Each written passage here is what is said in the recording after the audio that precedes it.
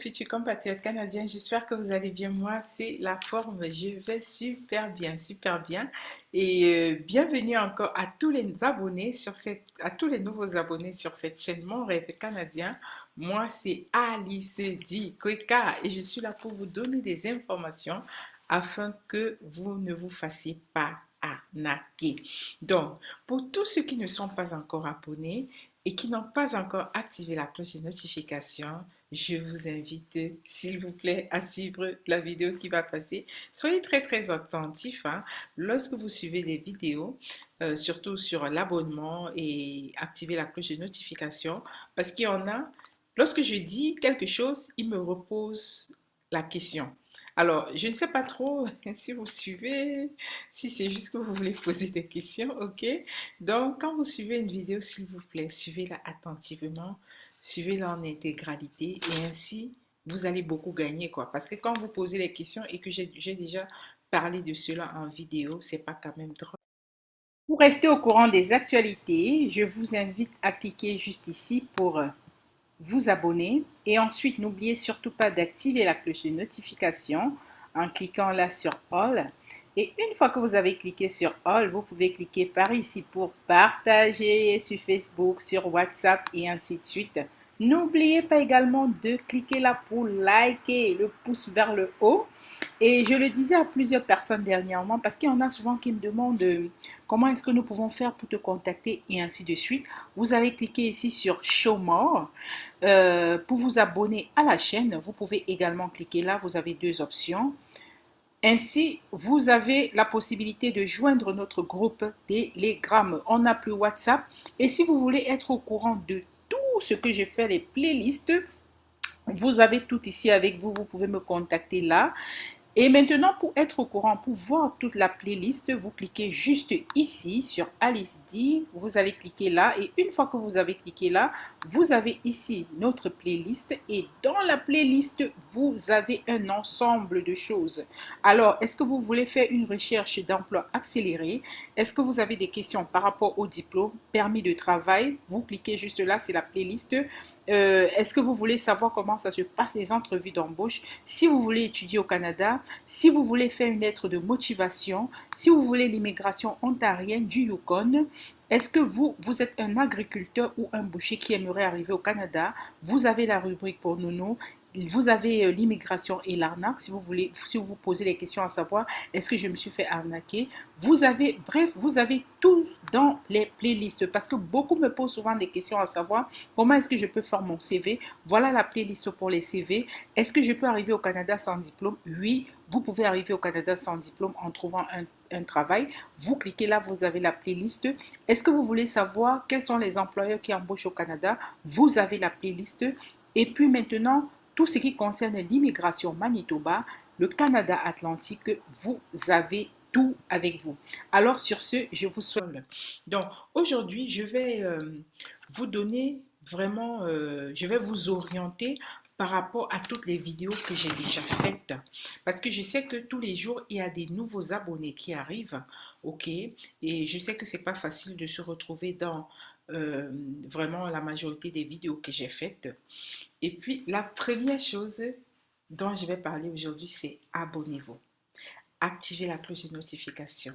N'hésitez pas à liker, à partager massivement. Abonnez-vous.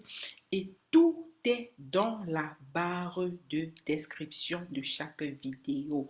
Je suis fatiguée de le dire parce qu'il y en a, ils finissent, quand je finis la vidéo, on m'écrit encore comment faire pour te joindre. Tout est dans la barre de description, ok? Tout est dans la barre, s'il vous plaît.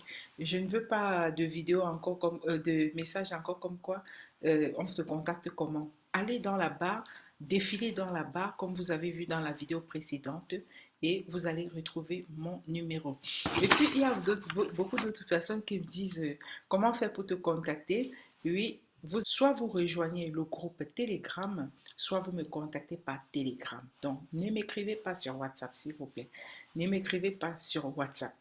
Et une autre chose, j'ai souvent des gens qui me contactent par WhatsApp en privé. Bonjour. Et puis ils ne disent plus rien. Bonsoir. Vous savez, vous n'allez pas dire bonjour, je vais répondre bonjour.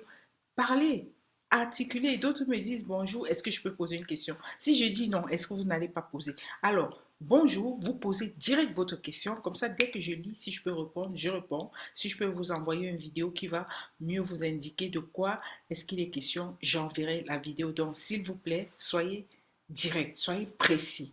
Ne faites pas bonjour, comment tu vas? J'ai une question à poser. Oui, allez-y, ok? Donc, la majorité qui me disent bonjour, madame, moi, je ne réponds pas parce que je n'ai pas le temps pour répondre. Je suis là pour répondre à vos questions.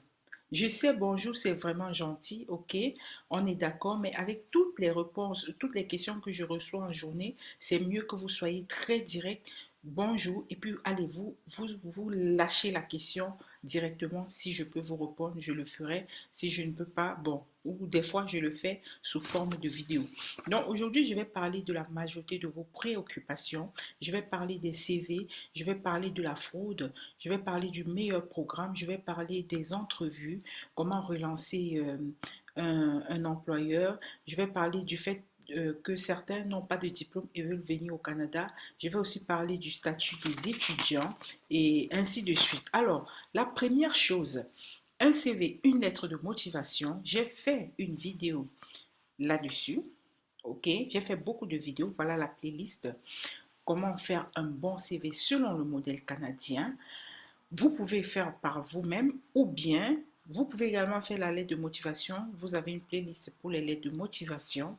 Sinon, vous écrivez à l'adresse que vous voyez là. OK?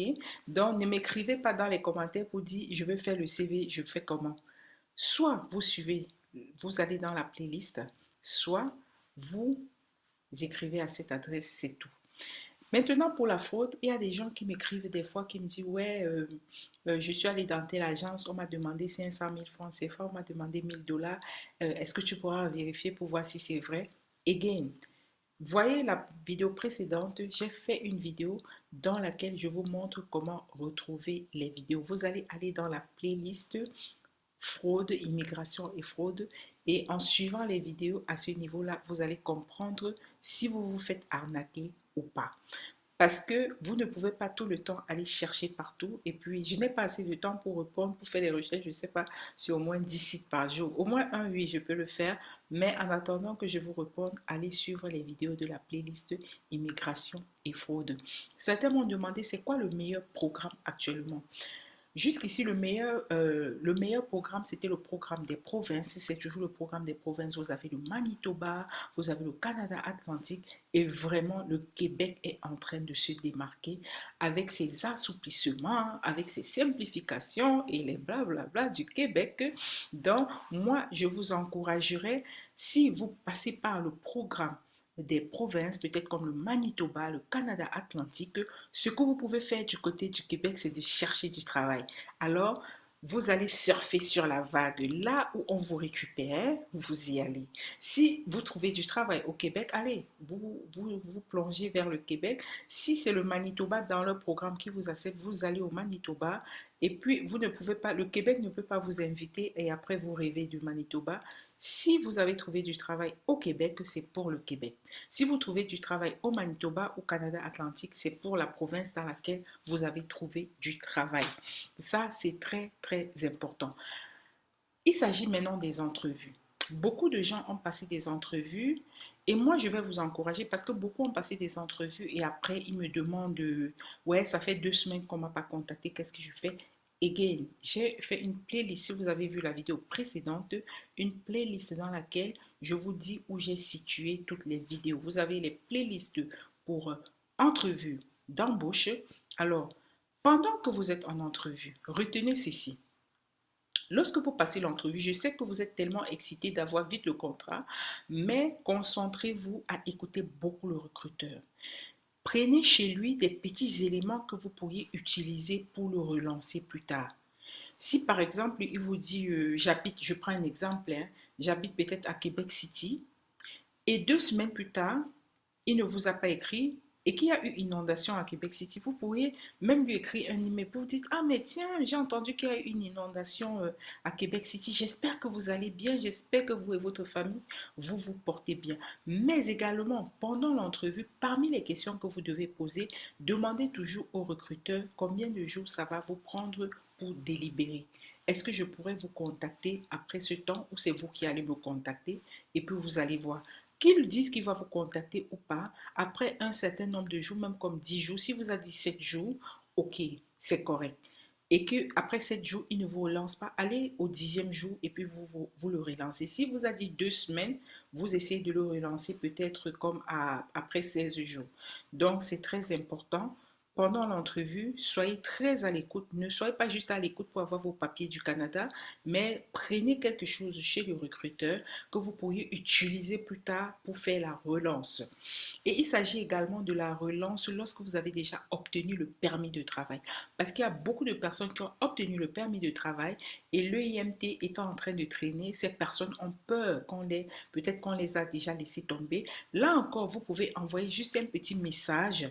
Ok, vous pouvez envoyer même un message comment, si le recruteur vous avait dit quelque chose de personnel pendant l'entrevue, vous pouvez juste envoyer un message avec comme titre toujours intéressé par l'offre, mais vous rappelez que vous vouliez également savoir si tout se passe très bien, si le recruteur se porte bien, si la famille se porte bien. Donc, par rapport à un élément qui vous aura raconté pendant l'entrevue, mais également vers la fin. Donc, quand vous êtes en attente de l'EIMT, vers la fin, vous lui dites que voilà, vous vouliez juste savoir s'il avait quelque chose, s'il avait encore un certain besoin, s'il fallait que vous lui donniez peut-être un papier ou quelque chose de pareil pour accélérer le processus. Vous faites juste ça et puis vous dites cordialement et vous vous arrêtez là. Maintenant, si vous avez un contrat de travail déjà, vous devez quand même attendre le numéro de l'EIMT. Comme je disais tantôt, ça peut traîner.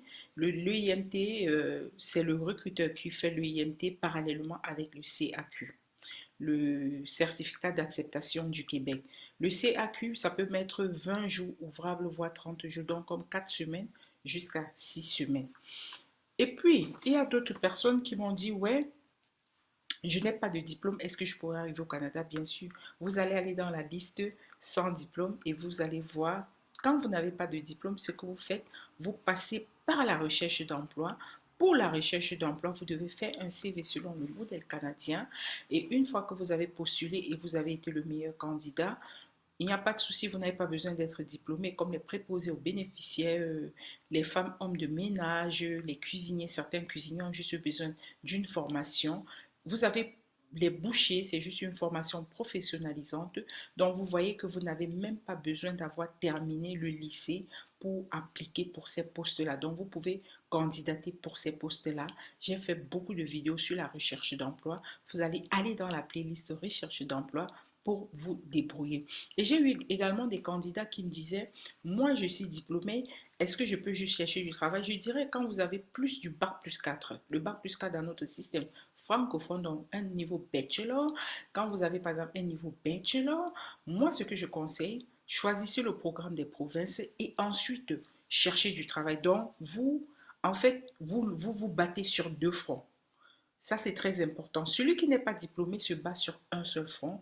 Par contre, quand vous êtes diplômé, vous avez presque le bachelor et plus, allez-y sur deux fronts. Faites soit le programme de l'entrée express, le programme des provinces ou le programme ARIMA et vous faites la recherche d'emploi. Alors, si vous faites la recherche d'emploi et que l'employeur vous sélectionne, voilà, vous pouvez aller avec le contrat de travail. Si vous avez fait le programme de l'entrée express et puis on vous a par exemple de l'Ontario et votre employeur de l'Ontario vous a sélectionné, on va juste ajouter dans vos dossiers pour accélérer le processus.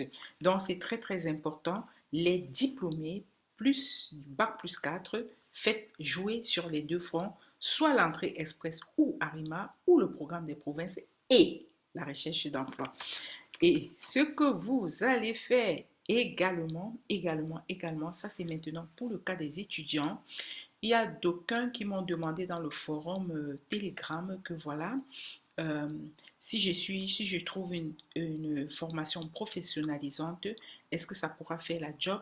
Oui, mais il faut que le programme soit un programme de plus de minimum 1800 heures. Donc, si vous prenez un programme de 1300, 1400, 1700 heures, après les études, vous allez presque être obligé de rentrer au pays. Alors, si vous comptez demander après le permis de travail ou travailler au Canada, cibler un programme de plus de 1800 heures. Ok, donc ne l'oubliez pas. Et ces programmes sont quand même chers. C'est dans la limite de 18 000 $, voire jusqu'à 32 000 $. Et un étudiant peut inviter ses parents. Parce que vous savez, il y a des étudiants ici, par exemple, qui se marient, ok? Alors, donc, quand un étudiant se marie, ça, c'est tout à fait normal d'inviter ses parents. Les étudiants peuvent inviter, par exemple, les parents. D'autres personnes, je ne sais pas, mais essayez quand même, vous ne perdez rien. Parce qu'il y en a qui m'ont posé la question et qui ne font qu'attendre. Vous ne perdez rien, essayez. Dernière chose, dans notre groupe Telegram, nous communiquons avec les internautes les lundis, les mercredis et les jeudis de 17h GMT à 18h GMT. Je répète, notre groupe Telegram répond à vos questions 3 fois par semaine à raison d'1 heure toutes les fois, lundi, mercredi, jeudi de 17h GMT à 18h GMT, 3 fois par semaine. Merci vraiment de m'avoir suivi et encore toutes mes félicitations à ceux qui sont en train d'avoir le contrat de travail qui arrive et bienvenue à tous les futurs compatriotes qui sont déjà sur le territoire canadien. Je suis trop contente pour vous. Donc bienvenue, bienvenue, bienvenue, bienvenue. Et à ceux qui sont encore en train de chercher du travail, je dis encore persévérer. Si vous avez trouvé un employeur qui est prêt à vous embaucher et qui ne sait pas comment embaucher à l'international, mettez-moi en contact avec l'employeur. Je dis bien, vous avez déjà communiqué avec l'employeur et l'employeur là explicitement dit que voilà, je veux vous prendre, mais je ne sais pas comment m'y prendre. J'ai fait une vidéo là-dessus, vous lui envoyez la vidéo déjà et puis vous pouvez me mettre en contact avec ce recruteur-là. Il n'y a pas de problème. Je vais lui indiquer comment les choses se passent. Alors, si vous avez aimé cette vidéo, n'hésitez surtout pas de vous abonner, d'activer la cloche de notification, de liker, s'il vous plaît, likez, partagez massivement et merci de participer au challenge 100 000 abonnés avant la fin du mois de juin 2022. Donc, comme d'hab, je partage avec vous mon écran, donc voilà l'écran. Et la nouvelle mesure, dont ils ont annoncé ça le 1er avril, c'est pas un canular, c'est pas un poisson d'avril, et ça va rentrer en vigueur le 24 mai. Donc, ce qu'ils annoncent, c'est quoi? Ils annoncent la mise en œuvre du programme de mobilité internationale plus la PMI plus, ce qui est cool. Ils ont annoncé ça le 1er avril 2022 et ça va entrer en vigueur dès le 24 mai 2022. Donc, le programme de mobilité internationale plus et je vais faire une vidéo là-dessus. Et en plus, ils disent que ils vont que l'élargissement d'un nouvel assouplissement au programme des travailleurs étrangers temporaires également va entrer en vigueur dès le 24 mai. Vous allez lire, je vais mettre ça dans la barre de description. Alors, en ce qui concerne l'assouplissement du programme des travailleurs étrangers, ils disent qu'ils sont dans l'optique de faciliter et d'accélérer la venue des travailleurs, des travailleuses et des travailleurs étrangers qui répondent aux besoins en main-d'œuvre du Québec. Un nouvel assouplissement du programme des travailleurs étrangers annoncé en août dernier. Donc, ça va bientôt entrer en vigueur. Et également, ce qu'ils ont également prévu, c'est le traitement simplifié de certaines professions de niveau C. Et je vais parler du traitement simplifié également dans une autre vidéo. Et ce qui m'a vraiment plu également, excusez-moi avec trop de également, c'est tellement d'excitation, de joie, quoi. C'est la bonne nouvelle. Donc, ce qui est encore très intéressant, c'est qu'à partir du 24 mai, ils disent qu'en matière de protection des travailleuses et des travailleurs, les employeurs devront assumer les frais de transport. Oula! Parce qu'il y a beaucoup de personnes qui m'ont dit qui va assumer les frais de transport. C'est vrai que déjà, pour les postes à bas salaire, on le propose aux employeurs, mais vous savez, il y a certains employeurs qui sont un peu réfractaires. Vous n'y pouvez rien, après c'est à vous de voir, mais voilà ce que la loi dit. Et la loi dit également que les employeurs devront assumer la couverture d'assurance maladie de l'employé et s'assurer que ces travailleurs soient logés adéquatement pour toutes les professions à bas salaire de la liste des professions admissibles au traitement simplifié. Ça, c'est pour le traitement simplifié, peu importe leur niveau de compétence, donc que ce soit C, D, on s'en fout. Donc, dès que ça fait partie de la liste Quand c'est bas salaire et ça fait partie de la liste des professions admissibles au traitement simplifié, alors vous êtes candidat. On va tout payer pour que vous veniez travailler au Canada. Et parmi les professions ajoutées à la liste des professions admissibles au traitement simplifié, on retrouve notamment les préposés aux bénéficiaires. OK? On retrouve les aides enseignantes, les aides enseignants au niveau primaire, secondaire, les conductrices et conducteurs de camions de transport, les opérateurs de machines d'usinage, les bouchers et les bouchères. Alors, donc c'est ce que je voulais vous présenter, vraiment cette bonne nouvelle qui va rentrer en vigueur dès le 24 mai, donc d'ici quelque chose comme 10 jours. Il y a le nouveau programme PMI+, programme de la mobilité internationale plus, qui va démarrer dès le 24 mai. Et la deuxième chose également, c'est qu'on a facilité la tâche au recrutement des travailleurs étrangers. Et en plus de cela, pour la protection des travailleurs étrangers, beaucoup de choses ont été mises en place pour les travailleurs de la catégorie niveau bas salaire. Quoi. Donc, votre billet d'avion sera payé, logement, vos assurances maladie et ainsi de suite. Et la belle vie va démarrer. Bien sûr, vous venez travailler, mais vous allez voir qu'au Canada, généralement, on travaille dans de bonnes conditions parce que vous êtes soutenu par le gouvernement et si quelque chose se passe, vous avez la possibilité peut-être de porter plainte. Mais est-ce que vous allez porter plainte lorsque l'employeur vous demande de travailler un peu plus dur? Donc, je ne sais pas, soyez quand même, essayez d'être quand même conciliant et dès que vous passez l'entrevue, ne dites pas à l'employeur, ouais, on m'a dit que vous allez payer le voyage, on m'a dit ceci. Passez vos entrevues, déjà postulez et passez, lorsqu'on vous invite pour l'entrevue, passez calmement vos entrevues, ok, sans trop montrer que vous savez tout. Et puis petit à petit, vous allez voir dans le processus comment ça va se passer. Et c'est vers la fin, quand vous êtes sûr qu'on vous a choisi, que vous pourriez maintenant, de manière stratégique, poser les questions. Ah, comment ça va se passer avec le billet d'avion? Vous ne faites pas genre, il faut, c'est la loi. Si vous dites que c'est la loi, à vous de voir. Hein. Si vous connaissez trop la loi, vous allez voir ce qui va se passer. Donc, vous connaissez la loi, mais vous la connaissez pour vous. Juste dans les échanges, vous pourriez ressentir si l'employeur sait et s'il veut payer votre billet d'avion, s'il a prévu un endroit pour habiter pour vous et ainsi de suite. Alors, voilà ce que je voulais partager avec vous. Si vous avez aimé cette vidéo, n'hésitez pas surtout à liker, partager, abonnez-vous massivement, activez la cloche de notification et merci de participer au challenge 100 000 abonnés avant la fin du mois de juin 2022. Je vous attends à nous revoir dans la prochaine édition.